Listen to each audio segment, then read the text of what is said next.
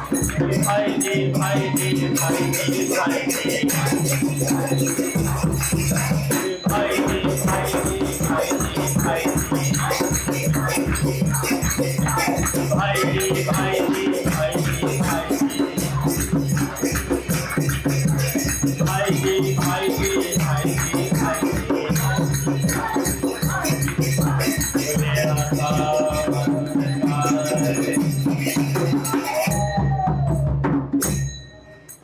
बोली श्री भाई जी महाराज की जय, श्री राधा बाबा की, पूजा मैया की, अपने प्यारे भैया की जय, बाबा की, बोली भक्तवत्सल भगवान की जय, अपने प्यारे दादा की। बिल्कुल बड़े सौभाग्य का क्षण है कि आज भी हमें सत्संग और कीर्तन का परम लाभ प्राप्त हो रहा है। पहले संतों के कुछ विचार सुनते हैं, उसके बाद कोई चरित्र सुनेंगे। रघुनाथ जी के ऊपर है, या तो संतोष बहन जी का सुन लो या पूज्य घनश्याम दास ठाकुर जी का सुन लो। दोनों ही रसमय चरित्र हैं। छोटे छोटे प्रसंग सुना दूंगा उसमें से। पहले पूज्य प्रेमानंद जी महाराज जी की वाणी सुनते हैं थोड़ा सा। उनके सत्संग से ही है। पूज्य महाराज जी कहते हैं कि आज का विषय बहुत गहरा है, बहुत मधुर है और उतना ही रहस्यमय भी है। महाराज जी ने कहा, संसार में हर मनुष्य कुछ ना कुछ बनने की कोशिश कर रहा है। हर मनुष्य कुछ ना कुछ बनने की कोशिश कर रहा है। कोई धनवान बनना चाहता है, कोई विद्वान, कोई प्रतिष्ठित और कोई शक्तिशाली बनना चाहता है। लेकिन संत कहते हैं भगवान की दृष्टि में सबसे बड़ा वही है जो स्वयं को असहाय मानकर प्रभु का बनना चाहता है। असल में हम असहाय बनना ही नहीं चाहते हैं। हम कह तो देते हैं तृणादिपि सुनी चेन तरोरपि सहिष्णुना, कि तृण के समान अपने आप को छोटा समझो, और कोई तुम्हें कुछ कह दे फिर देखो ताड़ जितना बड़ा वृक्ष बन जाती तत्काल। वैसे प्रार्थना करेंगे, पाप हम पाप कर्मा हम पापात्म पाप संभव। हाँ प्रभु पापी हूं, और कोई तुम्हें पापी बोल दे आकर, ऐसे कैसे पापी? 16 माला कर दूं, एहसान हो गया भगवान पर। भगवान के विज्ञा में फिर 16 माला पर। भगवान तो प्रेम भरी पुकार पे रीझते हैं। चाहे जो खरीद ले मुझको मुझे सुनाकर राधा नाम, मूल्य नित्य निश्चित है मेरा, प्रेम प्रपूरित राधा नाम। देख प्रेम प्रपूरित है, वो प्रेम सहित, आदर सहित।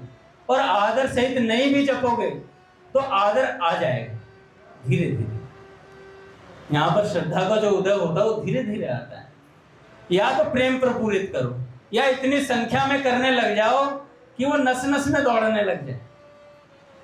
अभी भाई जी हमने करा, कितना आनंद आ रहा था। मेरा तो मन कर रहा आधा घंटा भाई जी चले, रस आ जाता। तो भैया बात ऐसी है, नस नस रक्त प्रवाह में होए नाम धुनि नित्य। नस नस में हमारे नाम घुस जाए। वो घुसेगा कैसे? कोरोना वाला इंजेक्शन तो है नहीं, कोई आकर इंजेक्शन लगा देगा और आपके नस नस में वो दवाई दौड़ने लगेगी। इसका तो सीधा सीधा है। भगवान ने गीता जी में कहा कि अभ्यास और वैराग्य, अभ्यास करना पड़ेगा नाम का। और कैसा अभ्यास? कि काम ही नारी प्यार जिमी, लोभे प्रिय जिमिदान, तिमि रघुनाथ निरंतर, प्रिय लागो मोहि राम। कि काम ही नारी प्यारी जिमी, जैसे कामी व्यक्ति को हर समय नारी का चिंतन रहता है, हर समय वही विचार करता रहता है, ऐसे ही नामी को नाम का विचार करना चाहिए। जो नाम जापक साधक है उसे नाम का विचार करते रहना चाहिए, नाम जप करते रहना चाहिए।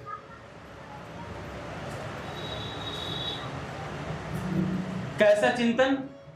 जैसे कामी व्यक्ति कामिनी का करता हर समय, नाम कुमारी नान का चढ़ी रहे दिन रात। और कैसा? लोभी प्रिय जिम्मे दाम। जैसे लोभ बढ़ता रहता है ना, कोई 500 का नोट दे तो 1000 रुपये दे देता है, 2000 का दे तो 4000 दे दे भाई, 4000 दे 8 दे दे भाई। लोभ घटता नहीं है, लोभ सदा बढ़ता ही बढ़ता है। आंधे आंधे बहुत सा आने से कितने भी पैसे आने, लोभ बढ़ता रहता है। ऐसे प्यारा कैसा लगना चाहिए? कामिनी की तरह। और बढ़ते कैसे रहना चाहिए? जैसे लोभी व्यक्ति का निरंतर बढ़ता रहता है ना लोभ, ऐसे नाम जब बढ़ता रहना चाहिए। जब नाम जब निरंतर होगा तो बड़ी विलक्षण घटनाएं घटती हैं साधक के जीवन में। सब चीजें स्वतः होने लगती हैं, उसे भगवान से प्रेम भी हो जाता है, भगवान की लीलाओं में मन भी लग जाता है। साधक को फुर्सत ही नहीं होनी चाहिए और कुछ विचार करने से। हमारे पास फुर्सत है, इसलिए हमें भगवान मिल नहीं रहे। स्वामी जी महाराज कहते हैं भगवान तो हमसे मिलना चाहते हैं, पर हम भगवान से नहीं मिलना चाहते। भगवान हमारी आवश्यकता में उतरे नहीं है अभी। क्या भगवान की आवश्यकता है हमें? नहीं है आवश्यकता। अब हमें क्या है? हम यहाँ पे पता कैसे आते हैं? जैसे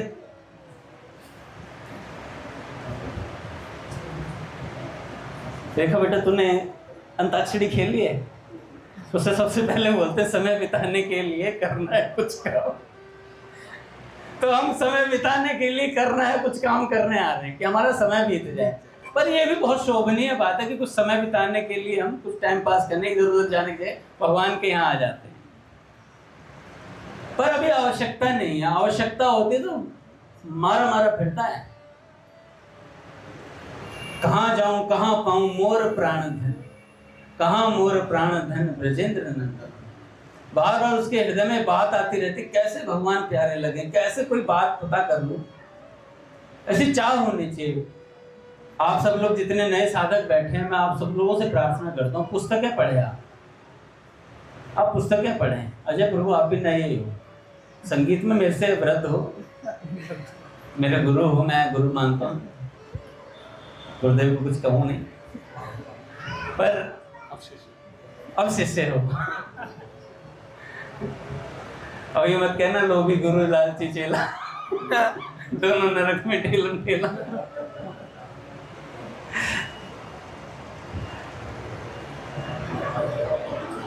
तो बात ऐसी है भैया, पुस्तकें पढ़ेंगे तो यहाँ बने रहेंगे, स्वाध्याय करते रहेंगे, सत्संग संकीर्तन में आते रहेंगे तो यहाँ बने रहेंगे।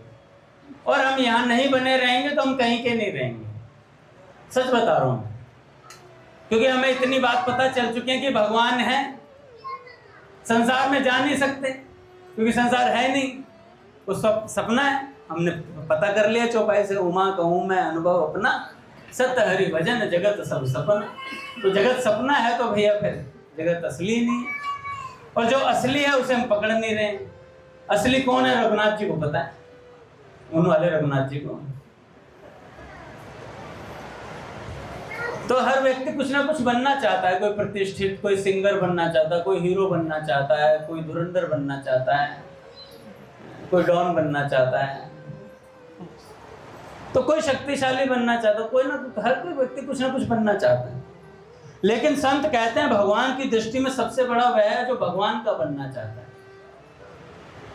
स्वीकृति देनी है हमें, भगवान के तो हम हैं कृष्ण प्रिय, स्वीकृति देनी है। हाँ नाथ मैं आपका हूं, जैसे कहते हैं ना क्लास में जाते नाम लेते हैं, अजय प्रभु प्रेजेंट सर, कृष्ण प्रिय प्रभु प्रेजेंट सर हैं? लेकिन बच्चे आजकल बहुत चालू हो गए हैं, रिकॉर्डिंग लगा देते हैं।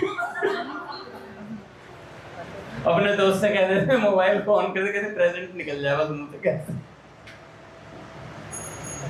बट खुल रहे महाराज। श्री राम जय राम जय जय राम, श्री राम जय राम जय जय राम, श्री राम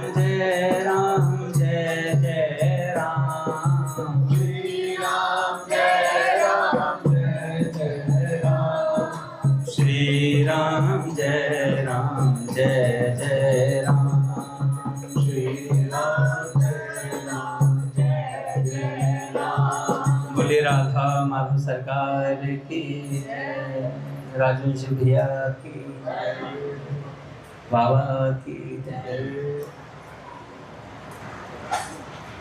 तो भैया जिसके पास न विद्या है, न धन है, न कोई सहारा है, जिसे संसार बार बार ठुकरा देता है, जिसकी ओर लोग देखना भी पसंद नहीं करते, यदि ऐसा जीव भी संत की कृपा से भगवान की शरण में आ जाए तो वही जीव विश्व वंदनीय बन सकता है।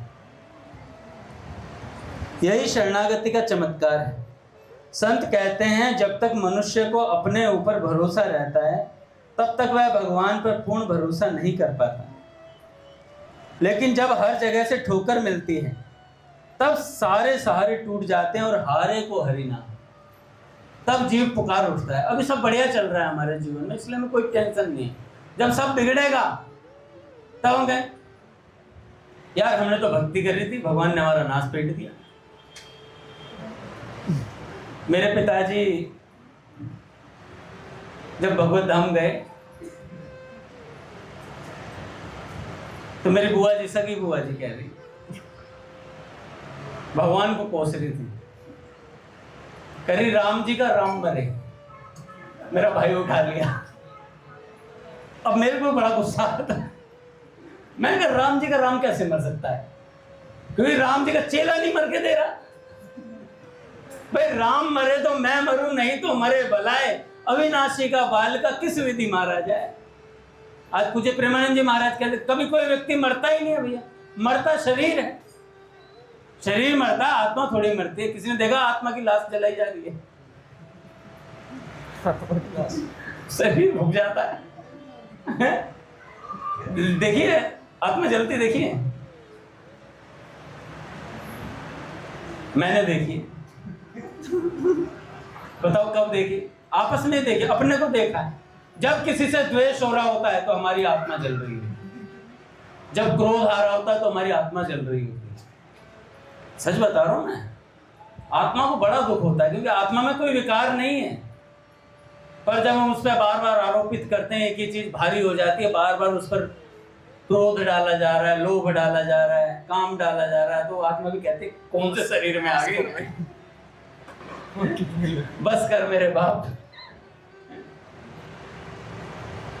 तो यह बात ऐसी है, मरता शरीर है तो राम जी का राम तो मर नहीं सकता, क्योंकि राम जी का राम जी राम ही है, और कोई है ही नहीं। और हरियाणा में ये बहुत बड़ी प्रथा है, बहुत बुरी प्रथा भी है। सबसे पहले भगवान को कोस दिया जाता है, हर व्यक्ति कोस देता है। हरियाणा क्या, हमारे अंदर कोई कष्ट आता है तो तुरंत हम कहते हैं यार भगवान ने हमारे साथ ऐसा कर दिया। अबे अच्छा भी किया था उसे भी याद कर लो, अच्छा भी किया था उसे भी याद करना चाहिए। बुरा ही बुरा याद आता है हमेशा। सांस दे दी जीने के लिए, शरीर दे दिया, हारमोनियम पे उंगलियां चलाने के लिए हाथ दे दिया जय गुरु। बढ़िया खाने को मिल रहा है, पनीर खा रहे हो, चाप खा रहे हो, लस्सी पी रहे हो ठंडी, ब्रेड पकोड़ा खाया जा रहा है। आज वो है ब्रेड पकोड़ा, नीचे देखो क्या चेहरे पे डॉलर आया सबके। क्या माँ? पहली बार देख रहे हैं लस्सी भी और ब्रेड पकोड़े। खाती नहीं है ना। काका प्रणाम। तो बात ऐसी ही है,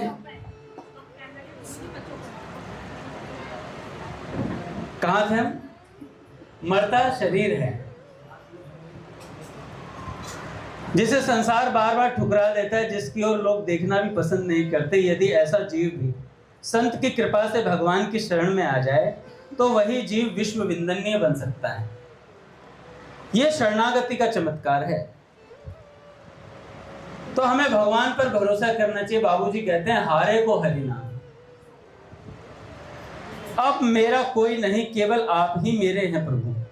और जिस दिन यह पुकार सच्चे हृदय से निकल जाती है उसी दिन भगवान की कृपा प्रारंभ हो जाती है। भगवान कहते हैं सर्वधर्मान् परित्यज्य मामेकं शरणं व्रज। सब सहारों को छोड़कर केवल मेरी शरण में आ जाए। शरणागति का अर्थ केवल इतना नहीं कि हम कह दें मैं भगवान का हूँ। शरणागति का अर्थ है अब अपने जीवन का भार प्रभु को सौंप देना। कई लोग शरणागति को आलस्य समझ लेते हैं, प्रमाद समझ लेते हैं। मैं बताता हूँ, संत का चरित्र देखना, पूज्य पंडित श्री गया प्रसाद जी महाराज जी का। अगर शरणागत व्यक्ति को देखना है, एक संत को देखना है, पूज्य घनश्याम दास ठाकुर जी का जीवन देखो। काका पूज्य बाबा आपसे कह दें, पूज्य श्री राधा बाबा आपसे कहेंगे काका आप यहीं रहो वाटिका में 200 गज के दायरे में, आप मना कर पाओगे क्या? नहीं करोगे, कहोगे बाबा बाबा कह रहे हैं। पर उनकी शरणागति अपने गुरुदेव के प्रति थी, पूज्य बालकृष्ण दास जी महाराज जी के प्रति। तो तत्काल बाबा से कहा, बाबा मैं वृंदावन के बिना नहीं रह सकता और महाराज जी मेरे प्राण सर्वस्व हैं, मैं रह नहीं पाऊंगा। ऐसी बात बोलते ही बाबा प्रसन्न हो गए, नाराज नहीं हुए कि मेरी बात काट दिया, मेरी बात को मना कर दिया। तत्काल बाबा ने कहा, वाह ठाकुर मजा आ गया, वाह ठाकुर मजा आ गया। तो ऐसे संत प्रसन्न होते हैं। पूज्य महाराज जी ने दूध दिया पीने को ठाकुर जी को, पूज्य घनश्याम दास ठाकुर जी, लो भाई दूध पियो। दूध पे मलाई तैर रही थी ऊपर, रबड़ी मलाई तैर रही थी। ठाकुर जी ने देखा मलाई, ऐसा वैराग्य था भाई, क्या अद्भुत वैराग्य। दूध पर मलाई देख के गुरुदेव ने दिया दूध प्रसाद समझकर, मैं तो पी जाता, तो मलाई सुने और ले आओ गुरुदेव थोड़ा एक गिलास और। उन्होंने क्या किया, दूध को लिया और नाली में डाल दिया। और ये बात महाराज जी ने देख ली, और महाराज जी ने जैसे ही देखा तो महाराज जी नाराज नहीं हुए, बिगड़े नहीं, इतने प्रसन्न हुए हृदय से कि मेरा शिष्य इतना वैराग्यवान है, इतना काबिल है भी। एक माता जी थी, एक प्रसंग आता है, ठाकुर जी के चरित्र की बात कर रहा था मैं, ठाकुर जी के चरित्र से एक प्रसंग सुनाऊंगा।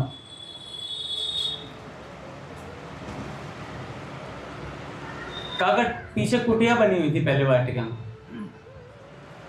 तो उन्हीं कुटियाओं में से एक कुटिया ठाकुर जी को प्राप्त थी, घनश्याम दास ठाकुर जी की। अब जब कोई नया नया साधक भजन करता है तो विघ्न बहुत आते हैं। तो एक माता जी ने बाबा से कहा, बाबा मुझे ठाकुर पसंद है, मैं विवाह करना चाहती हूँ उससे। बाबा ने कहा ठीक है, कोई बात नहीं, ठाकुर से पूछ लो, पीछे कुटिया में है।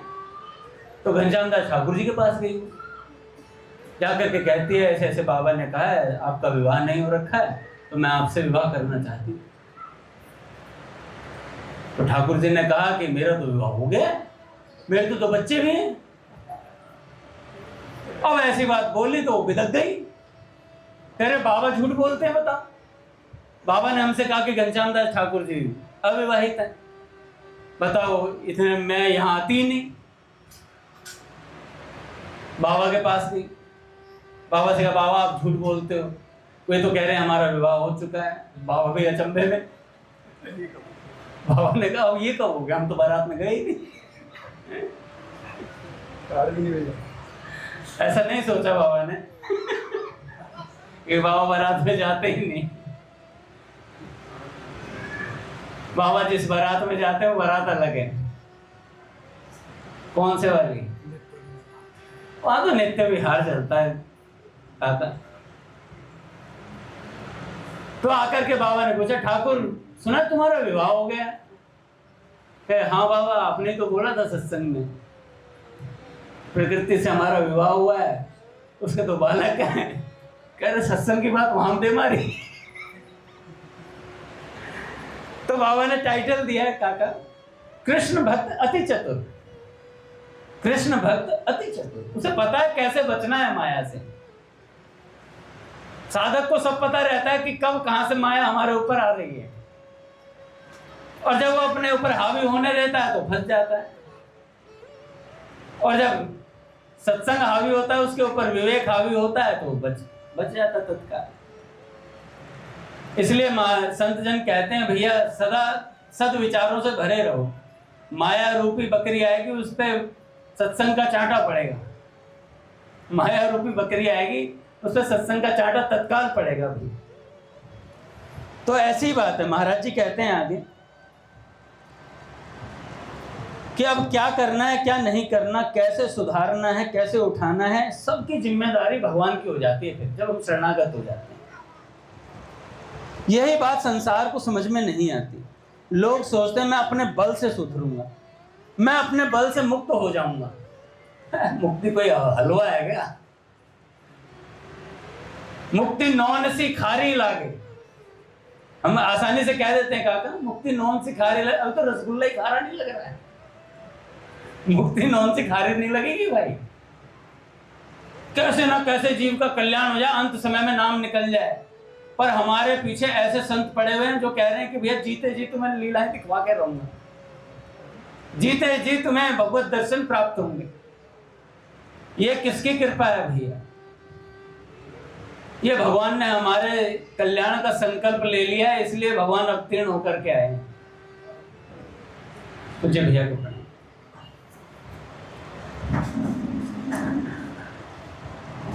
तो जब शरणागत हो जाता तो सारी जिम्मेवारी किसकी हो जाती? प्रभु की हो जाती है। यह बात संसार को समझ में नहीं आती, लेकिन संत कहते हैं अपने बल से कोई नहीं सुधर सकता, भगवान की कृपा से ही परिवर्तन होता है। कभी कभी हम किसी महापुरुष को देखकर आश्चर्य कहते हैं कल तक तो वह व्यक्ति संसार में डूबा हुआ था, आज इतना दिव्य कैसे हो गया? कल तक तो वह व्यक्ति संसार में डूबा हुआ था, आज ये संत बन गया। अरे एक क्षण में भगवान सब बदल सकते हैं। भगवान के सामर्थ्य पे शक है क्या? जो असंभव लगता है वह भी संभव हो जाता है। संतों ने कहा है भगवान वह भी कर सकते हैं जो कभी हुआ ही नहीं।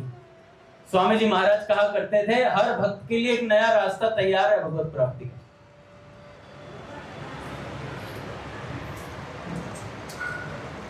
जिस जीव में कोई गुण नहीं था, भगवान उसमें दिव्य गुण भर देते हैं। जो तिरस्कृत था उसे पूजनीय बना देते हैं। जो भय से भरा था उसे निर्भय बना देते हैं भगवान। लेकिन यह कृपा किस पर होती है? जो सच्चे मन से शरणागत हो जाता है। अब जीव अपने दोषों को लेकर अत्यधिक भयभीत नहीं रहता। जब किसी की शरण में आता है, किसी का आश्रय मिलता है, तो वो अपने दोषों को लेकर भयभीत नहीं होता। वो केवल क्या करता है, जो बताया जाता है वो करता रहता है। भयभीत नहीं होता किसी चीज से। काम आ रहा है आनंद दो, क्रोध आ रहा है आनंद दो, कोई परवाह नहीं, बेपरवाह हो जाता है। उसे परवाह सिर्फ श्री कृष्ण की रहती है। महाराज जी कहते हैं प्रभु मैं आपका हूं, मेरी कमियां भी आपकी हैं, अब मुझे संभालना आपका काम है। यह बहुत ऊंची अवस्था है। संत कहते हैं जब तक जीव स्वयं को संभालने की कोशिश करता है तब तक बेचैनी रह सकती है और बनी रहती है बेचैनी। लेकिन जब वह स्वयं को भगवान के चरणों में छोड़ देता है तब भीतर अद्भुत शांति उतरती है। फिर वह हर परिस्थिति में यही अनुभव करता है। आज महर्षि रमन जी का भैया एक लेख पढ़ रहा था, उसमें महाराज जी कह रहे थे कि नाम जप एक ऐसा विलक्षण प्रभाव डालता है साधक के हृदय पर कि वो परिस्थिति बदल पाए ना बदल पाए, वो परिस्थिति से ऊपर उठ जाता है। उसे उस पर परिस्थितियां प्रभाव नहीं डालती। वो चिंता ही नहीं करता फिर किसी बात की, वो नाम में लगा रहता है। परिस्थिति आती है जाती है, कुछ बिगाड़ नहीं पाती है, फिर से तुरंत लग जाता है भगवान के भजन में। न उसे भविष्य का भय रहता है, न संसार का डर, न अपमान की चिंता, क्योंकि उसका भरोसा अब संसार पर नहीं भगवान पर है। सच्ची शरणागति बिना सत्संग के नहीं होती। संतों का संग ही हमें यह अनुभव कराता है कि संसार का कोई सहारा स्थायी नहीं है। धन छूट जाएगा, शरीर छूट जाएगा, संबंध छूट जाएंगे, लेकिन भगवान का आश्रय कभी नहीं छूटेगा भाई। हनुमान जी का जीवन देखिए। विभीषण जी ने जब हनुमान जी को देखा उसी क्षण उनके हृदय में विश्वास जाग गया, अब भगवान मुझे स्वीकार करेंगे। क्यों? क्योंकि हनुमान जी पूर्ण शरणागत थे। सच्चे संत के दर्शन से ही शरणागति का बीज हृदय में पड़ जाता है भाई। और जब वह बीज बढ़ता है तब जीव धीरे धीरे भीतर से बदलने लगता है। फिर नाम जब केवल जीभ पर नहीं रहता, नाम श्वास में उतर आता है। फिर साधक कहता नहीं मैं भगवान को याद कर रहा हूं, बल्कि ऐसी स्थिति हो जाती है हर समय भगवान याद रहते ही हैं। गृहस्थ रहो, कर्तव्य निभाओ, सेवा करो, लेकिन भीतर में यह भाव रखो मैं नहीं, सब प्रभु का है। यह शरीर भी प्रभु का है, मन भी प्रभु का है, जीवन भी प्रभु का है। यह भाव दृढ़ हो जाता है, तब साधक धीरे धीरे भय, शोक और चिंता से मुक्त होने लगता है। संत कहते हैं जन अवगुण प्रभु मान न कहो। भगवान अपने शरणागत के दोषों को पकड़कर नहीं बैठते। यदि शरणागत से भूल भी हो जाए तो भगवान उसे छोड़ते नहीं। मेरे को एक प्रसंग बहुत अच्छा लगता है, कई बार चर्चा करता हूँ। बाली में 1000 अवगुण थे भैया। सुग्रीव जी से दोस्ती भी कर ली भगवान ने, बाण भी मार दिया बाली के बाण भी मार दिया, छिप करके मार दिया। बाली ने तत्काल बोला कि प्रभु मुझसे दोस्ती करते रावण को 2 मिनट में हाजिर कर देता आपके सामने, काख में दबा कर घुमाया है। क्या है रावण? चेला है अपना, बहन नहीं था बाली जी को। तो बाली ने कहा प्रभु किससे, कायर से दोस्ती करी आपने, ये दीनहीन। संत कह रहे थे भगवान दीनहीनों के ही होते हैं। तो तत्काल बाली ने कहा कि प्रभु मेरे से दोस्ती करते तो ऐसा कर देता, वैसे कर देता। तो भगवान ने कहा नहीं। फिर बाली का चैनल चेंज हुआ,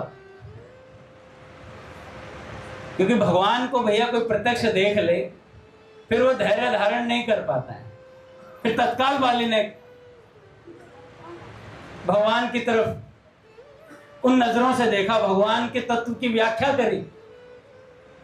तो भगवान ने कहा बाली को देख करके, बाली के वचनों को सुन करके भगवान ने कहा क्या तेरे प्राण रख दूं, तेरे प्राण तुझे जीवित कर देता हूं वापस, तू मेरा प्यारा है। वो भगवान पिघल गए, सारे दोष भूल गए, तत्काल भूल गए, जैसे कुछ छपा ही नहीं हो कभी पीछे। एक संत कह रहे थे भैया कि भगवान अगर पीछे का देखेंगे तो जीव का कल्याण हो ही नहीं सकता। स्वामी जी महाराज ने कहा अगर भगवान माफ ना करे तो कल्याण है किसी का। ऊपर से नीचे लेकर ब्रह्मा जी के लोक तक, आ ब्रह्म भुवनान लोका पुनरावर्तन, कि वहां तक वापस आ सकता है जी। ऐसी इस तो हालत है हम लोगों की। तो ये भगवान माफ करते हैं, तब हमारे अंदर कुछ सामर्थ्य बनता है। भगवान बढ़ते हैं कि तुम मुझे पाने लायक है भाई। बार बार कहते हैं ममे वांशो जीव लोके जीव भूत सनातन, बार बार कहते हैं चेतन अमल सहज सुख राशि। तो बार बार भगवान हमसे बोल रहे हैं, बल्कि भगवान बार बार शरणागत भक्त को संभालते हैं। कभी निराश मत होइए, इसलिए महाराज जी ने कहा, इसलिए कभी निराश मत होइए। यदि भीतर विकार हैं तब भी नाम पकड़िए, यदि मन भटकता है तब भी नाम पकड़िए, यदि संसार ठुकरा दे तब भी नाम पकड़िए। जब सारे सहारे टूट जाते हैं तब सच्चा सहारा दिखाई देता है, और वह है भगवान का नाम। बाबूजी कहते हैं हारे को हरि नाम, और बार बार ये कहते रहें, एक बार सरल हृदय से हो, एक बार सरल हृदय से स्वीकार करो सब मैं हूँ केवल आपका, आप हो मेरे नाथ। मैं हूँ केवल आपका, आप हो मेरे नाथ। तेरा कल्याण होगा, प्रभु से प्यार होगा, तेरा कल्याण होगा, प्रभु से प्यार होगा।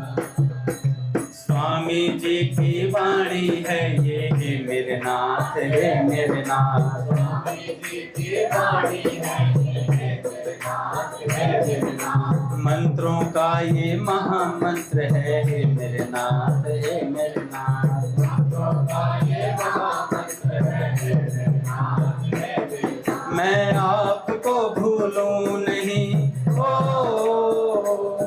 मैं आपको भूलूं नहीं, रखूंगा हरदम याद। मैं हूँ केवल आपका, आप हो मेरे नाथ। मैं हूँ केवल आपका, आप हो मेरे नाथ। तेरा कल्याण होगा, प्रभु से प्यार होगा।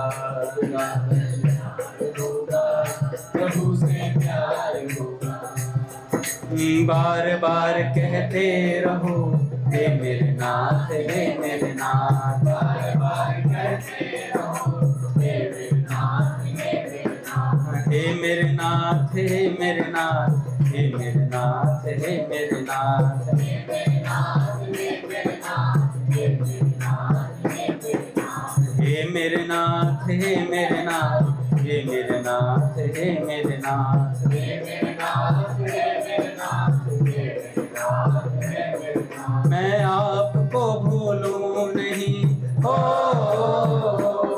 मैं आपको भूलूं नहीं, रखूंगा हरदम याद। मैं हूँ केवल आपका, आप हो मेरे नाथ। मैं हूँ केवल आपका, आप हो मेरे नाथ। बोलिए राधा माता सरकार की। एक बड़ा सुंदर प्रसंग है, मुझे भैया आ रहे हैं। चलो 5 मिनट का एक छोटा सा प्रसंग सुनाता हूँ, उसके बाद और करते हैं। एक प्रसंग है गीता वाटिका गोरखपुर का। श्री घनश्याम दास ठाकुर जी अपनी कुटिया में शयन कर रहे थे। अर्धरात्रि में उनकी नींद उचट गई और वे उठ बैठे। घड़ी में समय देखा तो रात के 2 बज रहे थे। उन्होंने पुनः सोने का प्रयास किया पर नींद नहीं आई। तब यह सोचकर कि थोड़ी देर में उठना ही है, क्यों न सारंगी का अभ्यास कर लिया जाए। रात्रि के तीसरे पहर में नितांत शांत वातावरण था। नीरवता को चीरते हुए सारंगी के स्वर मंद मंद गति से चारों ओर फैलने लगे। श्री घनश्याम दास ठाकुर जी राग की मस्ती में ऐसे डूब गए कि उन्हें समय का भान नहीं रहा। अचानक पूज्य श्री राधा बाबा के पास पहुंचने के अपने नित्य नियम का उन्हें स्मरण हुआ। समय देखा तो सुबह के 4 बजने वाले थे। वे शीघ्रता से उठे और दैनिक क्रिया से निवृत्त होकर पूज्य बाबा की कुटिया की ओर चल पड़े। अभी वे कुटिया के निकट पहुंचे ही थे कि पूज्य बाबा को कुटिया के बाहर आते हुए देखा। ठाकुर जी को देखते ही पूज्य बाबा गदगद स्वर में कहने लगे, ठाकुर आज तो तुम निहाल हो गए। और ठाकुर जी का हाथ पकड़कर कुटिया के अंदर ले गए बाबा, जहां उनका शैया पट बिछा हुआ था। उसकी ओर संकेत करते हुए कहने लगे, ठाकुर यहीं इसी चौकी पर नील सुंदर अपने प्राण प्रियतमा श्री राधा जी के साथ बैठे थे। जैसे ही तुम्हारे द्वारा बजाए जा रहे राग का सम आता तो वे होले से श्री प्रिया जी की जंघाओं पर थपकी देते थे। तुम सारंगी पर राग ललित बजा रहे थे ना। मैं सोच ही रहा था कि यदि ठाकुर जगा होता तो मैं उसे राग ललित बजाने के लिए कहता। इतने में तुमने सारंगी में वही राग बजाया और उसके बाद यह सब दृश्य मूर्त हो गया मेरे सामने। ठाकुर यदि तुम विश्वास कर सको तो कर लो। मैं सत्य सत्य कहता हूँ, इन्हीं चर्म चक्षुओं से मैंने यह सब लीला देखी है। भैया आज तो तुम निहाल हो गए। पूज्य बाबा के मुख से यह सब सुनकर श्री ठाकुर जी अत्यंत विस्मित हो गए। पूज्य बाबा की भाव विवल दशा उस अलौकिक अनुभूति को व्यक्त कर रही थी। यह सब देख सुनकर श्री ठाकुर जी बड़े ही संकोच में बोले, बाबा यह सब तो आप ही जाने, यह सब तो लीला दर्शन आप ही जाने। बस यहीं से उनके जीवन में विरक्ति का मतलब चाव सा चढ़ गया ठाकुर जी को। फिर जीवन में संग का अति महत्व होता है। जैसा संग होता है वैसा ही रंग चढ़ जाता है। भक्त जनों के संग से भजन की ओर स्वाभाविक उन्मुखता होती है। यह विशुद्ध भजनानंदी विरक्त जनों का संग प्राप्त हो तब तो कहना ही क्या।